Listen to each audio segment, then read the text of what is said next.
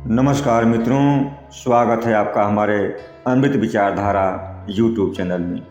मित्रों, किसी नगर में एक सेठ रहा करते थे। उस सेठ के पास अपार दौलत थी। एक दिन वह सेठ अपने मुनीम से कहने लगे, मुनीम एक बात बताओ, मेरे पास कुल कितनी दौलत होगी।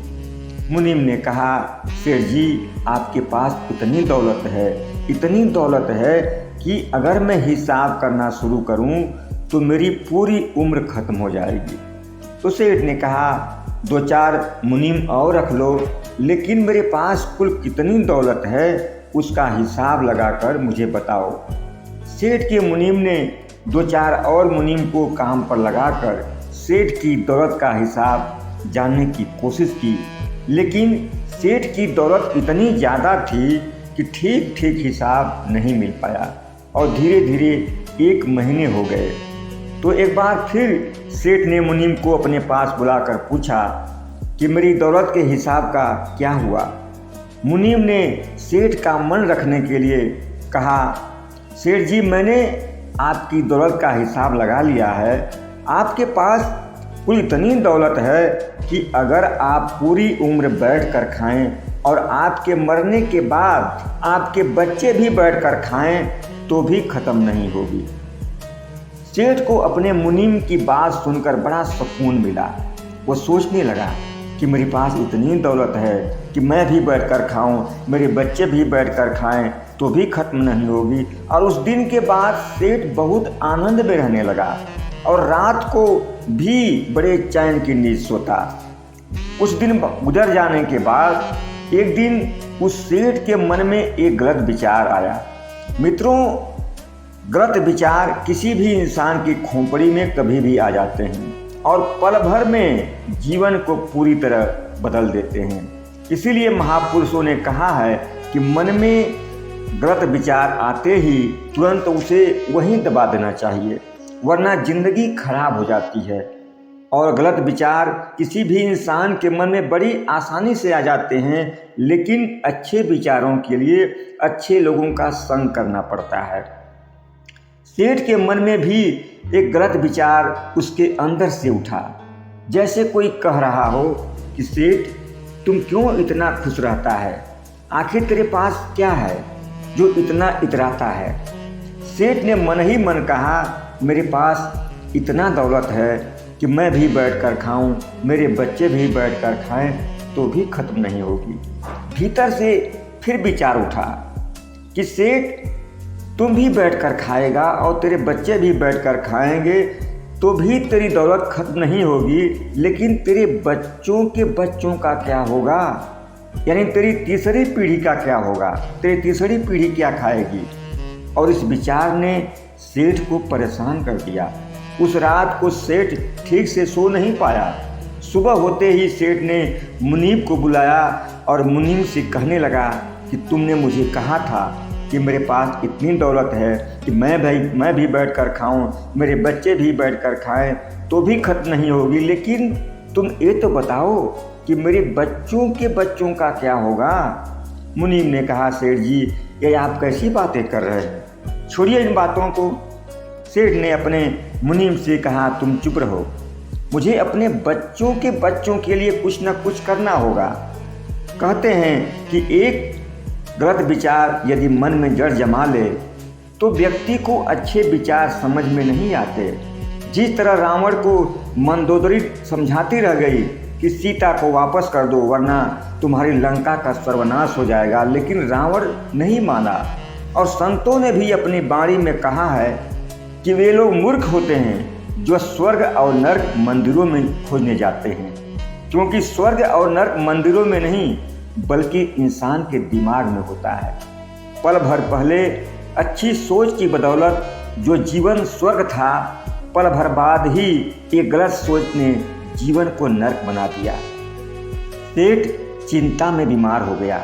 वो सोचने लगा कि उम्र तो बीत चुकी है, अब मैं अपने बच्चों के लिए दौलत कैसे कमाऊंगा। उसकी यही चिंता चिता बनकर उसे जलाने लगी और सेठ की हालत दिन ब दिन बिगड़ती गई। मुनीब ने दूर दूर से अच्छे अच्छे वैद्य बुलाए, हकीमों को बुलाया, और उन्हें दिखाया। बड़े बड़े डॉक्टरों को बुलाकर सेठ जी के सभी अंगों का टेस्ट कराए गए, लेकिन सेठ जी के शरीर के सभी टेस्ट की रिपोर्ट नॉर्मल ही आती थी, क्योंकि सेठ जी की बीमारी तन की नहीं मन की थी। सेठ का शरीर सूख कर अब सिर्फ हड्डियों का ढांचा ही शेष बचा था। अब तो उनके मुंह से बोल भी नहीं फूटते थे। एक दिन मुनीम ने आकर सेठानी को बताया कि सेठानी जी, हमारे नगर में एक महान संत का आगमन हुआ है। आप अपने सेठ पति को साथ लेकर उस संत के पास जाइए। हो सकता है उस संत के आशीर्वाद से कोई चमत्कार हो जाए और सेठ जी ठीक हो जाए, क्योंकि हम लोगों ने सेठ जी की दवा तो बहुत करा कर देख लिया और अब ऐसा लगता है कि सेठ जी दवा से ठीक होने वाले नहीं हैं। अब तो कोई दुआ ही इनका जीवन बचा सकती है। सेठानी मुनीब की बात मानकर अपने सेठ पति को लेकर उस महान संत के दरबार में पहुंची। उस संत ने अपना प्रवचन खत्म करने के बाद सेठानी को अपने पास बुलाया और पूछने लगे कि कहो सेठानी जी, तुम्हारे सेठ पति को कौन सी बीमारी है और ये सूख कर कांटा कैसे हो गए हैं। वह सेठानी रोते हुए उस संत के आगे अपने सेठ पति की बात बताते हुए कहने लगी, महाराज, हमारे पास बहुत अपार दौलत है, हम बहुत धनवान हैं। कुछ दिन पहले हमारे पति सेठ ने अपने मुनीम से पूछा था कि पता लगाओ कि हमारे पास कितनी दौलत है, और मुनीम ने बताया कि सेठ जी, आपके पास तो इतनी दौलत है कि आप भी बैठकर खाएं, आपके बच्चे भी बैठकर खाएं तो भी ख़त्म नहीं होगी। मुनीम की बात सुनकर हमारे पति सेठ उस दिन तो बड़े आनंद के साथ रहे, लेकिन कुछ दिन बाद इनके मन में एक खुराफाती गलत विचार आया कि मैं भी बैठकर खाऊं, मेरे बच्चे भी बैठकर खाएं तो भी मेरी दौलत खत्म नहीं होगी, लेकिन मेरे बच्चों के बच्चों का क्या होगा, वो क्या खाएंगे। और महाराज, उसी दिन से हमारे पति सेठ बीमार हुए और हमने तमाम वैद्य हकीमों और डॉक्टरों को दिखाया, लेकिन कोई फ़ायदा नहीं हुआ। इसलिए हम बड़ी उम्मीद लेकर आपके पास आए हैं।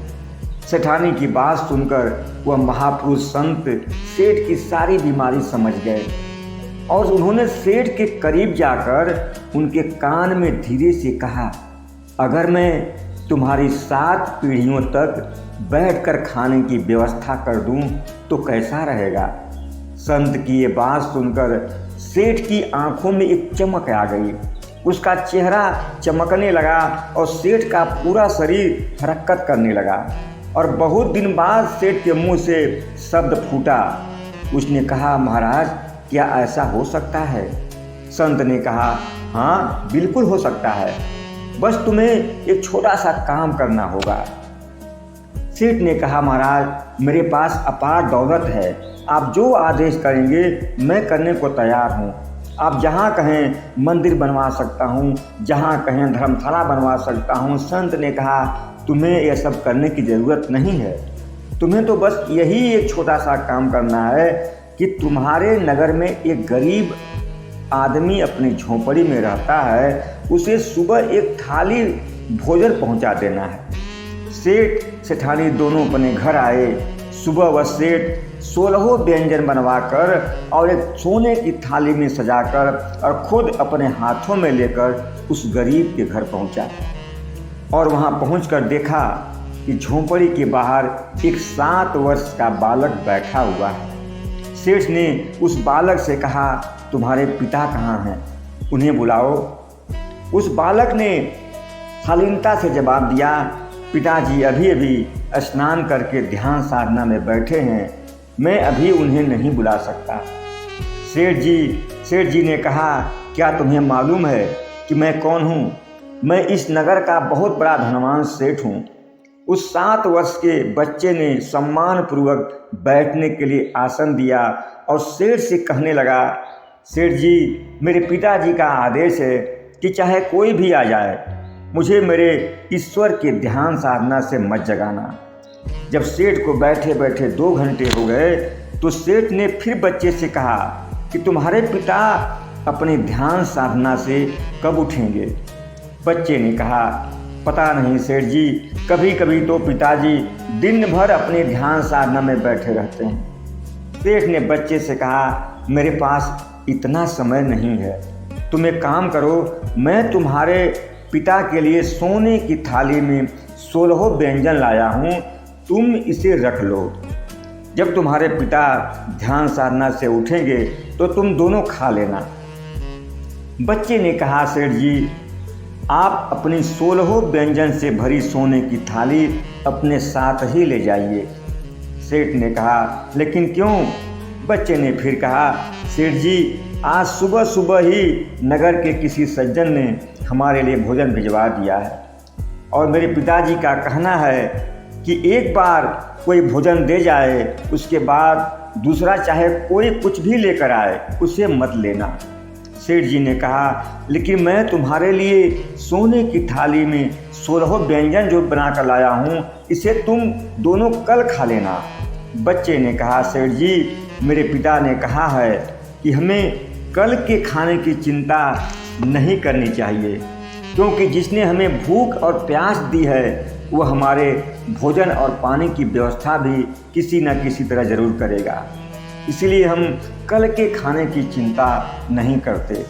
7 वर्ष के बच्चे के मुंह से ऐसी बात सुनकर सेठ सोचने लगे कि मैं अपनी 7 पीढ़ियों की बैठकर खाने की व्यवस्था के बारे में सोच रहा हूँ और ये 7 वर्ष का बालक कह रहा है कि हम कल की चिंता नहीं करते। इतने छोटे बच्चे में इतना बड़ा संस्कार। सेठ उस बच्चे के सामने अपने आप को बहुत छोटा महसूस करने लगे।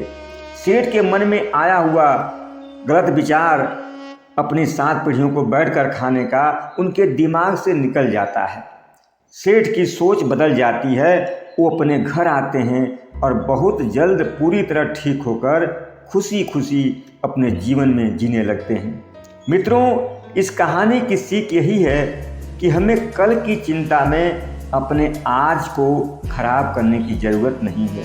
यदि हम अपने आज को आज में खुश रहते हुए अच्छे कर्म करेंगे तो हमारा आने वाला कल अवश्य ही खुशियों से भरा हुआ होगा और हमारे अच्छे कर्मों का असर हमारी कई पीढ़ियों तक भी रहेगा।